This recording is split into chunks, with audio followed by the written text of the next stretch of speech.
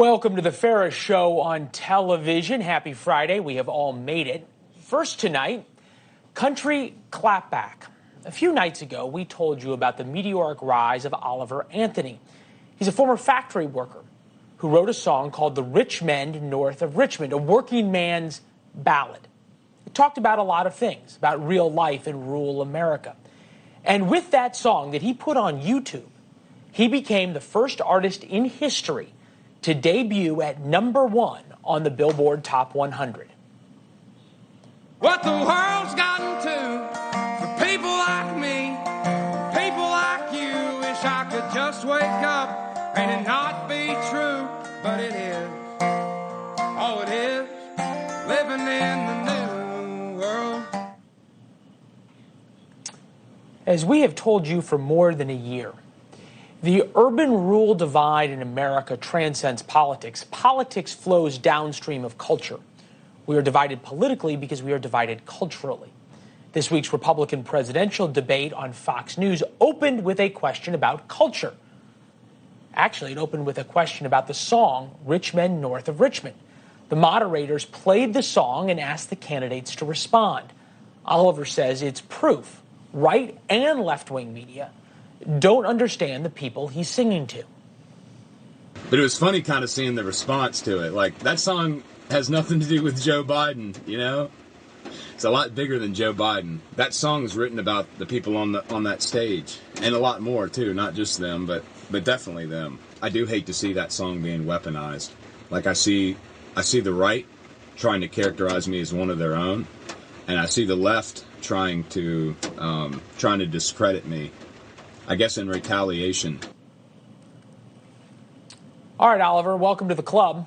Jason Aldean is a member. Earlier this summer, the same people upset with Rich Men North of Richmond didn't like Try That in a Small Town, Aldean's song about small town citizens defending each other. Try that in a small town, see how far you make it down the road. Around here we take care of our own. You cross that line, it won't take long for you to find out. I recommend you don't. The summer of 2023 will go down as the summer rural culture revolted, and not against or for one political party, but against the political class.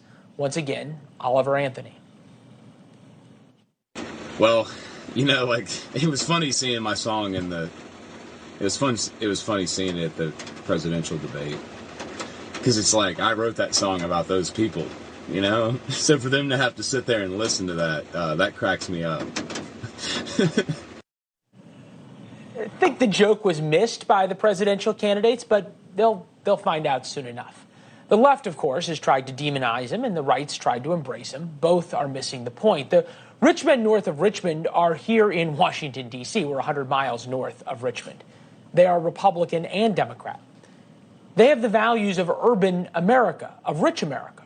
Rural America is just different, and they're fighting back. Kurt Bardella is here, who's been with us through the country music saga of 2023. It's pretty wild, sort of how this music genre you and I both love has now exploded. I was listening to Oliver Anthony just then, and it got me thinking that if the left's mad at you and the right's mad at you, you're probably doing something right. Oh, my God. I mean, listen, this is something where every single person in politics should watch that full interview. Hear what he has to say. This is truly an artist who wrote a song that had no political designs, no political ambitions, not trying to be a puppet for either ideology, but just making the point that a lot of people in this country feel completely left behind by everybody here in Washington, no matter what party you believe in, no matter what ideology you subscribe to. People are being left behind. And they're being left behind by people who represent bigger cities, bigger towns, who don't think about what it's like to be a working person in this country in a small town with a one-stoplight town. Or no stoplight town, or no stoplight county, like where I spent a lot of time when I grew up. Look, we've seen this happen slowly and then very quickly, to quote Hemingway, over the past couple of years. But very quickly this summer, Jason Aldean's song went to #1 on the Billboard charts. Oliver Anthony, #1 on the Billboard charts. Yellowstone, the movie, now all of a sudden, Yellowstone, the TV show, now the #1 TV show in the country. Sound of Freedom, the #1 movie in the box office. There's all these cultural touch points. You said that there's more people in urban America than there are in rural America. Is that really true, though? I think that in terms of just population, density, yes, there is. But when you talk about, again, I think there's this, that's why what they call it the flyover states, right? It's where all the coastal elites fly over these large swaths of geography, and they don't really think about them in their day-to-day life and the political decision-making that's going on, the political calculus that goes on. They're not sitting there thinking, well, what is that coal miner in that small town thinking about? What's it like for that person to try to get health care? What's it like for that person to try to afford groceries at the grocery store, fill up their gas tank? That's what Oliver's singing about here. Those are the people that he's trying to give a voice to. All right. Not to make this too much about politics, but we have to a little bit.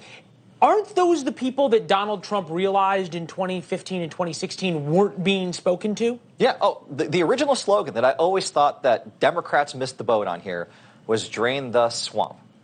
That might as well be the precursor to this song, Richmond, North of Richmond, because that's what he's talking about. He was talking about the people who genuinely feel that nobody in Washington on any ballot actually gives a damn about their life, their values, their way of life, their culture, their upbringing, their family, their lineage, their heritage. They feel like no one here even tries to understand what that feels like and looks like. Trump successfully tapped into that with Drain the Swamp.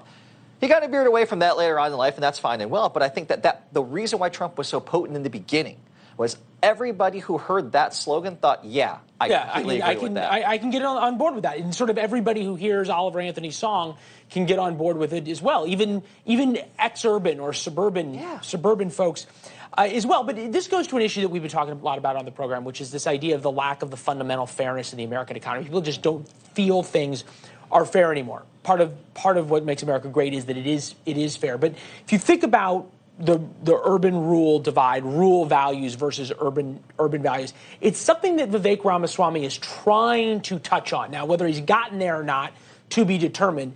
We'll play what he's been saying. You tell us if it's as potent as Drain the Swamp. God is real. There are two genders. Fossil fuels are a requirement for human prosperity. Reverse racism is racism. An open border is not a border.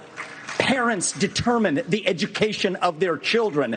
The nuclear family is the greatest form of governance known to man. Capitalism lifts us up from poverty. There are 3 branches of government, not 4. And the U.S. Constitution, it is the strongest guarantor of freedom in human history.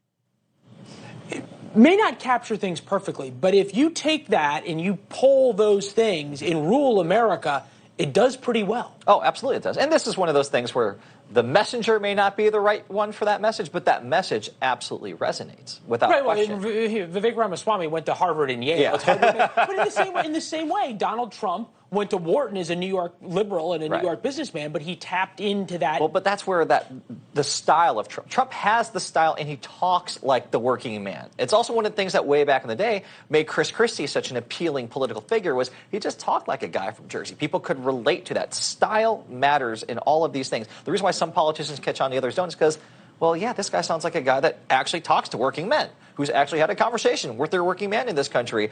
Some people don't really exude that. That's really what Ron DeSantis' problem is, in my opinion. He doesn't actually have that connection, that connective ability where people sitting across from go, oh, cares about imagine people what like my life me. is like. Like, they don't really have that. Cares about but I can tell you people like something, too.